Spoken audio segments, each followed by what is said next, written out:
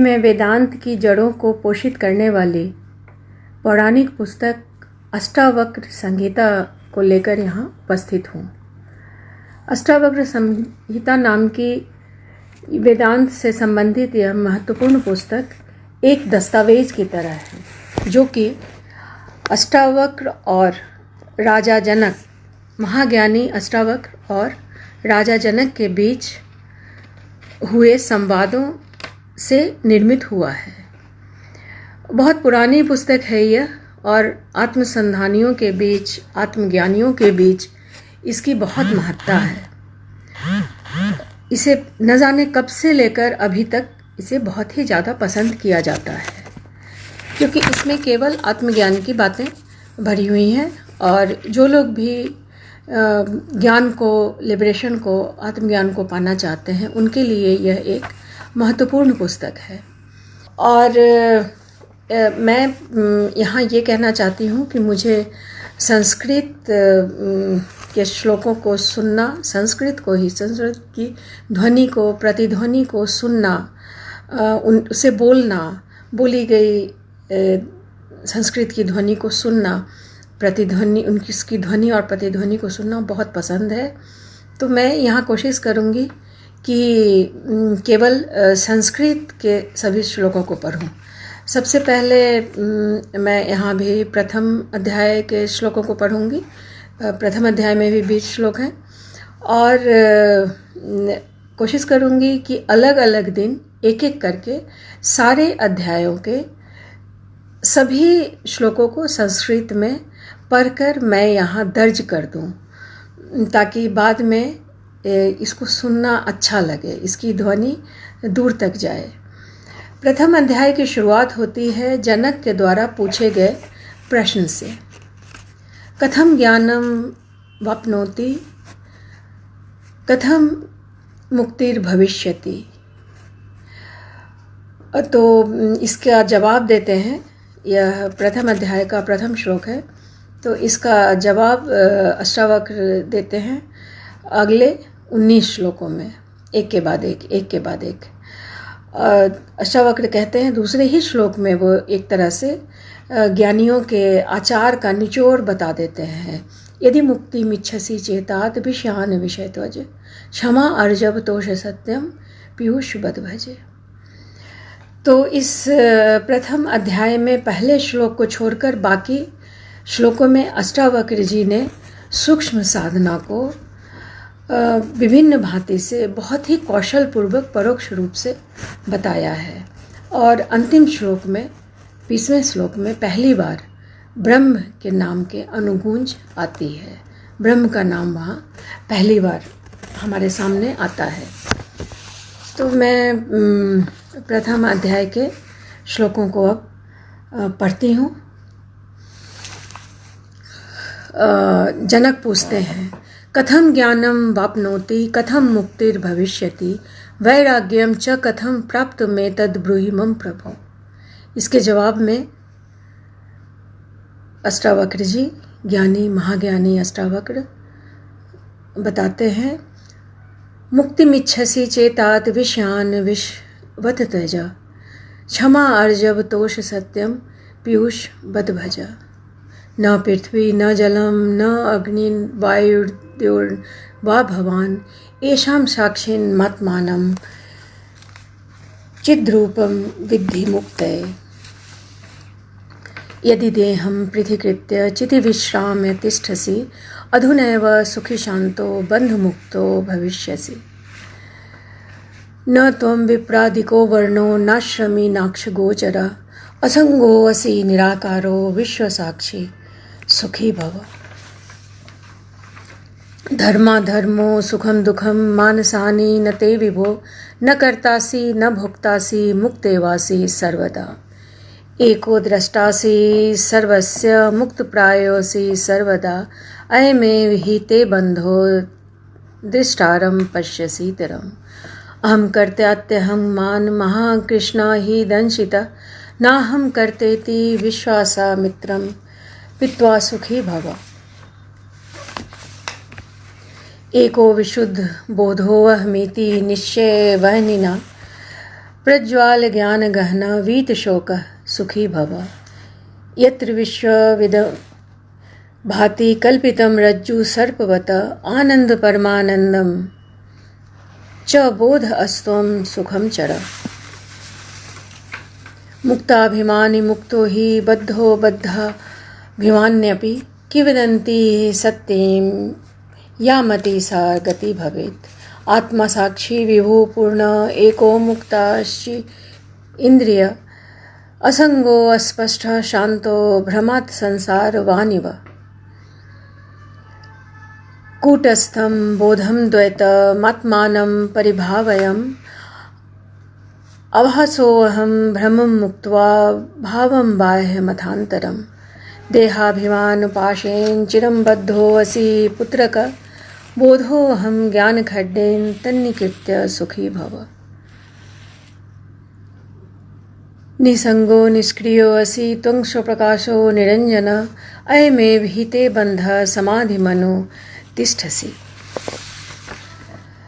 त्वया व्याप्तमिदं विश्वं त्वयि प्रोतं यथार्थतः शुद्ध बुद्ध स्वरूपस्त्वं मागमः शुद्ध चित्तताम्।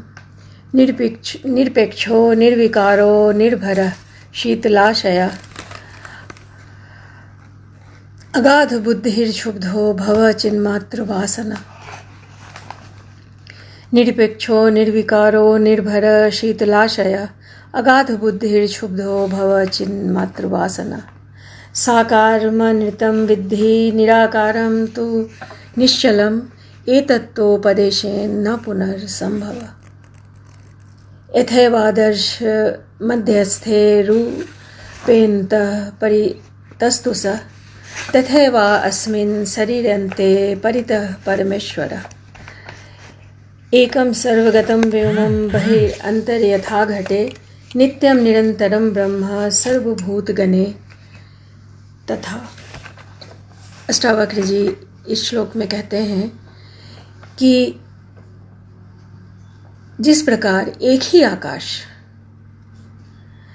संसार में बाहर भीतर घट आदि पदार्थों के बीच बटा हुआ दिखता है, उसी प्रकार एक ही ब्रह्म सभी जीवों में, सभी प्राणियों में, पंचभूतों में अलग अलग बटा हुआ दिखता है। नित्यम निरंतरम।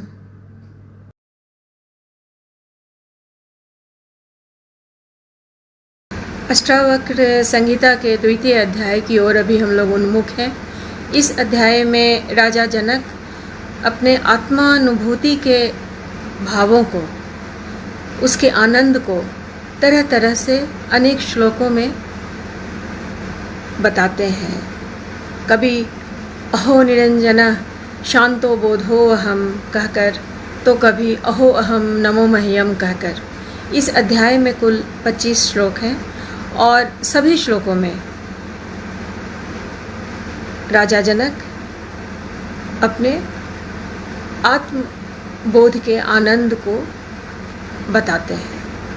तो इस अध्याय के श्लोकों को अब मैं पढ़ती हूँ। प्रथम श्लोक है, अहो निरंजन शांतो बोधो हम प्रकृते पर एतावन्तमहं कालं मोहिनय विडम्बितः। यथा प्रकाश यम मेको देहमेनं तथा जगता अतो मम जगत सर्व अथवा न च किंचन। सशरीरमहो विश्वं परित्यज्य मयाधुना कुतचित् कौशलादेव परमात्मा विलोक्यते। यथा तोयतो भिन्ना अस्तरंगा फेन बुद्बुदा आत्मनो न तथा भिन्न विश्वमात्मा विनिर्गतम्। तंतु मात्रो भवेदेव पटो यद्विचारितः आत्म तन्मात्रमेवेदं तद्विश्वविचारितम्। यथैवक्षुरसे क्लिप्ता तेन व्याप्तैव शर्करा तथा विश्वं मयि क्लिप्तं मया व्याप्तं निरन्तरम्। आत्मा ज्ञानात् जगद्भाति आत्मा ज्ञानान्न भासते रज्ज्वज्ञानादहिर्भाति तज्ज्ञानाद् भासते न हि। प्रकाशो मे निजं रूपं नातिरिक्तो अस्म्यहं ततः यदा प्रकाशते विश्वं तदा हम भास एव हि। अहो विकल्पितं विश्वं ज्ञानान्मयि भासते रूप्यं शुक्तो फणिरज्जो वारिसूर्यकरे यथा। मत्तो विनिर्गतं विश्वं मयि एव लयमेष्यति मृदि कुम्भो जले वीची कनके कटकं यथा। अहो अहं नमो मह्यं विनाशो यस्य नास्ति मे ब्रह्मादि अस्तं पर्यन्तं जगन्नाशे अपि तिष्ठतः। अहो अहं नमो मह्य मे को अहं देहवान् अपि क्वचिन्न गन्ता नागन्ता व्याप्य विश्वम् अवस्थितः। अहो अहं नमो मह्यं दक्षो नास्ति मत्सम असंग अस्पृश्य शरीरेण येन विश्वं चिरं धृतम्। अहो अहं नमो मह्यं यस्य मे नास्ति किंचन अथवा यस्य मे सर्वं यद्वाङ्मनसा गोचरं ज्ञानं ज्ञेयं तथा ज्ञाता तृतीयं नास्ति वास्तवं।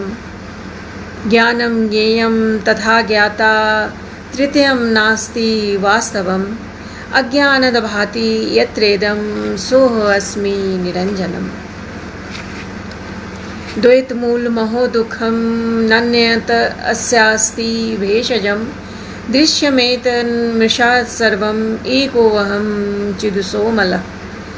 बोधमात्रो ज्ञानादुपाधि कल्पितो मया एवं विमृश्यतो नित्यं निर्विकल्पे स्थितिर्मम। न मे बन्धो अस्ति मोक्षो वा भ्रान्ति शान्ता निराश्रय। अहो मयि स्थितं विश्वं वस्तुतो न मयि स्थितं। सशरीरमिदं विश्वं न किंचिदिति निश्चितं। शुद्धचिन्मात्र आत्मा च तत्कस्मि कल्पनाधुना। शरीरं स्वर्ग नरको बन्धुमोक्षो भयं तथा। कल्पना मात्र मे वै तत् किं मे कार्य चिदात्मनः। अहो जनसमूहे अपि न द्वैतं पश्यतो मम अरण्यमेव संवृतं क्व रतिं करवाण्यहम्। नाहं देहो न मे देहो नाहं जीवो हि चितम् अयमेव हि मे बन्धः आसिद्या जीविते अस्पृहः। अहो भुवन् कल्लोलैर्विचिरैरार्कसमुत्थितं मयन्तमहाम्बोधौ चित्तवाते समुद्यते। मयन्तमहाम्बोधौ चित्तवाते प्रशम्यति। अभाग्या जीव वणिजो जगत्पोतो विनश्वर। मयन्तमहाम्बोधौ आश्चर्यं जीववीचयः उद्यन्ति घन्ति खेलन्ति प्रविशन्ति स्वभावतः। तो ये 25 श्लोक आत्मबोध के आनंद को बताते हैं जिसे जनक ने कहा है। हम पाते हैं कि इस अध्याय के अंतिम तीनों श्लोकों में राजा जनक आत्मबोध के सुख को मयंत महाम्बोधो के द्वारा सूचित करते हैं, यानी कि आत्मरूपी अनंत समुद्र में, लिमिटलेस ओशन में जीवों के उद्भव को उद्यंती घंती प्रविशंती खेलंती कहकर इंगित करते हैं। एक किस्म का महाभाव हमारे निकट इसे सुनकर आता है।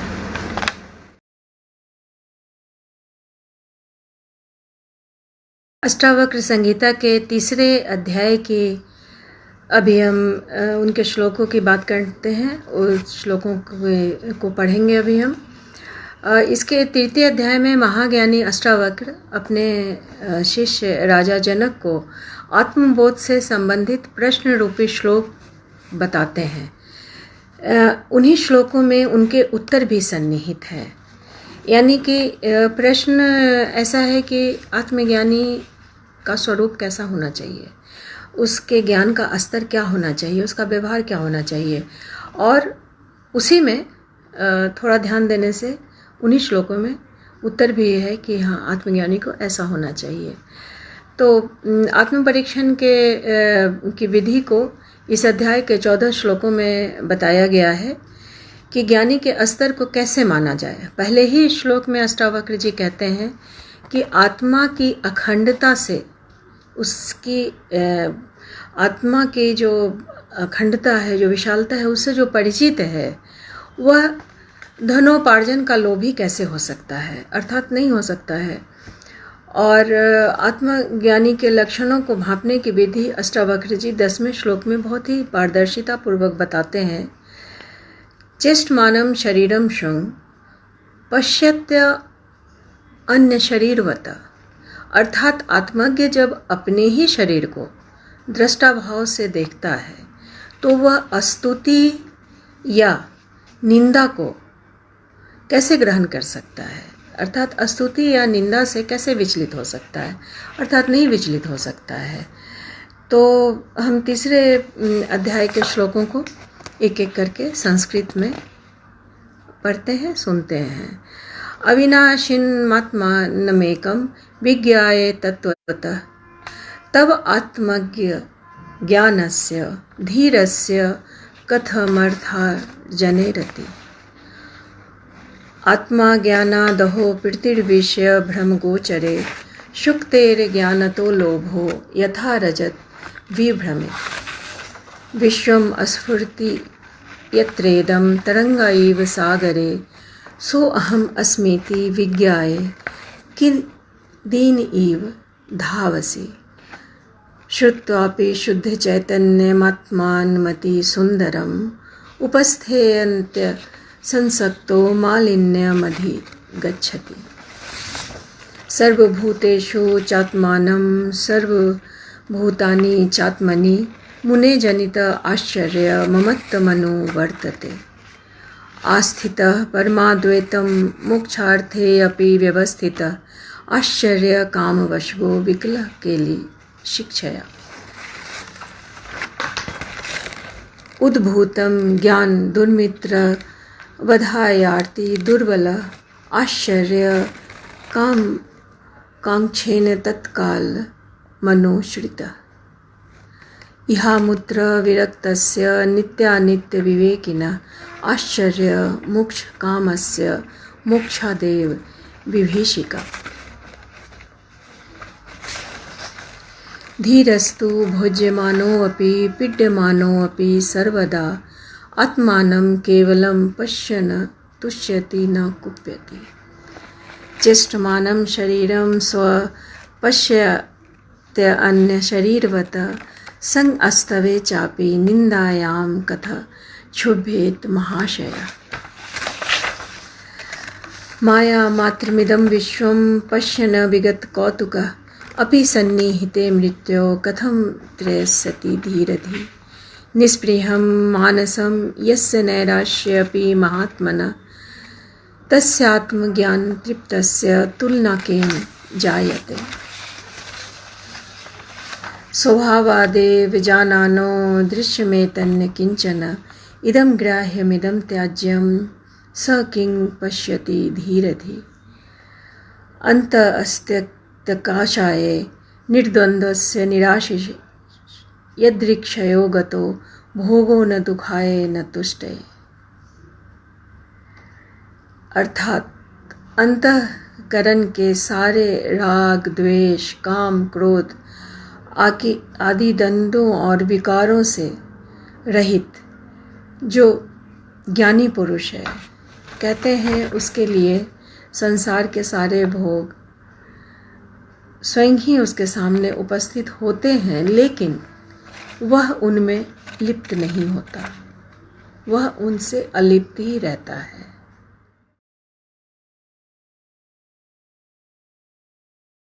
अष्टावक्र संहिता के 4थे अध्याय में राजा जनक गुरु अष्टावक्र द्वारा पूछे गए प्रश्नों के उत्तर को बताते हैं। तीसरे अध्याय में अष्टावक्र ने जनक से प्रश्न पूछे थे आत्मज्ञानी के संदर्भ में, तो इस अध्याय में आत्मज्ञानी के ग्लोरिफिकेशन को जनक अपने ढंग से बताते हैं और वे आत्मज्ञ को रेखांकित करते हैं। हंतात्मज्ञस्य धीरस्य खेलतो भोग लीलया न ही संसारवाही कर मूढ़े समानता। अर्थात जो आत्मज्ञ है, जो ज्ञानी है, वह संसार के भोग लीला को मात्र खेल समझ के पूर्ण करता है। उसकी तुलना भोग विलास में लिप्त मूढ़ व्यक्तियों से कैसे की जा सकती है? अर्थात उसकी तुलना भोग विलास में लिप्त मूढ़ व्यक्तियों से नहीं की जा सकती है। जनक अपने गुरु के समक्ष पूरे सामर्थ्यपूर्वक आत्मज्ञ को रेखांकित करते हैं। इस अध्याय में कुल 6 श्लोक हैं। अभी मैं उन श्लोकों को पढ़ती हूँ। हंतात्मज्ञस्य धीरस्य खेलतो भोग लीलया न ही संसारवाही कर मूढ़े समानता। यत् पदम प्रेप्सवो दीनः शक्राद्या सर्वदेवता अहो तत्र स्थितो योगी न हर्ष मुपगच्छति। तजज्ञस्य पुण्यपापाभ्याम अस्पर्शो न जायते न ह्याकाश धूमे निदृश्यमानापि संगति। आत्मवेदं जगत् सर्वं ज्ञातम् येन महात्मना यदृच्छया वर्तमानं तं निश्चेतु क्षमेत का। आब्रह्म अस्तंभ पर्यन्ते भूतग्रामे चतुर्विधे विज्ञस्यैव हि सामर्थ्यमीक्षा हि विवर्जते। आत्मा ज्ञानं द्वयं कच्चिज्जानाति जगदीश्वरं यद्वेति तत्स कुरुते न भयं तस्य कुत्रचित्। ऐसा व्यक्ति बिरला ही होता है जो सेल्फ के संग को, आत्मा के संग को अपनी एकात्मकता के साथ एक रूप कर लेता है और उसके जो कार्य हैं उन्हें वह पूर्ण अभयपूर्वक करता है।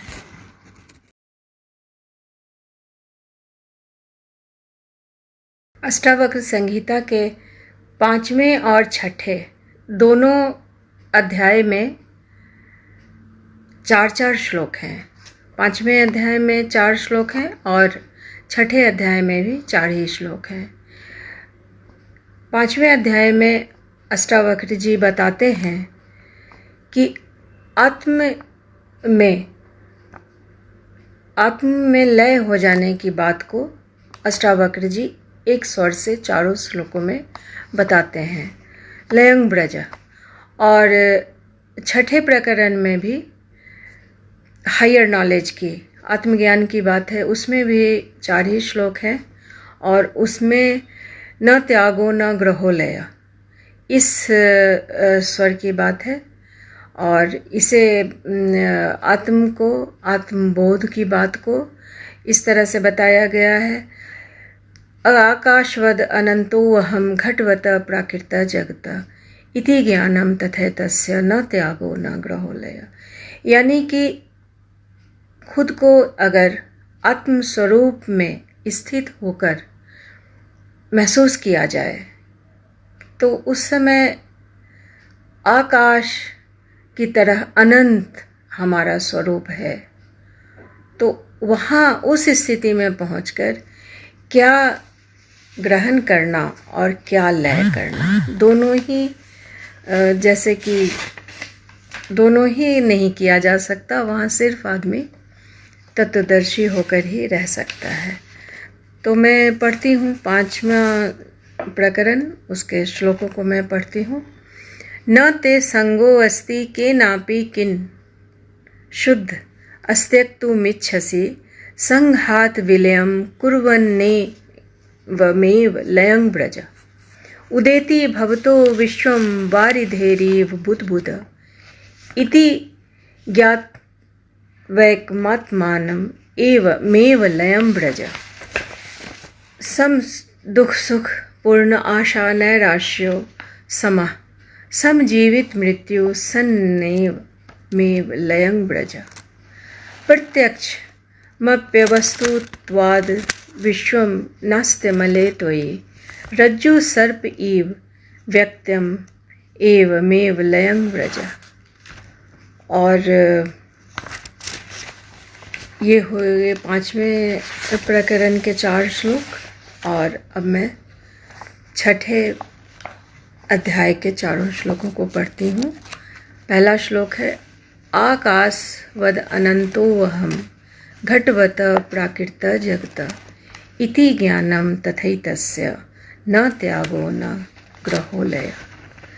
महादधीरिवाहं सप्रपंचो विचि सन्निभ इति ज्ञानम तथैतस्य न त्यागो न ग्रहोलय। हम स शुक्ति संकाशो रूप्यवद्विश्वकल्पना इति ज्ञानम तथैतस्य न त्यागो न ग्रहोलय। अहं वा सर्वभूतेषु सर्वभूतान्यथो मयि इति ज्ञानम तथैतस्य न त्यागो न ग्रहोलय। इन सभी श्लोकों में त्याग या ग्रहण करने की बात को, त्याग या ग्रहण को नकार देने की बात कही गई है, यानी कि आत्मज्ञानी के समदर्शी होकर रहने की बात को बताया गया है।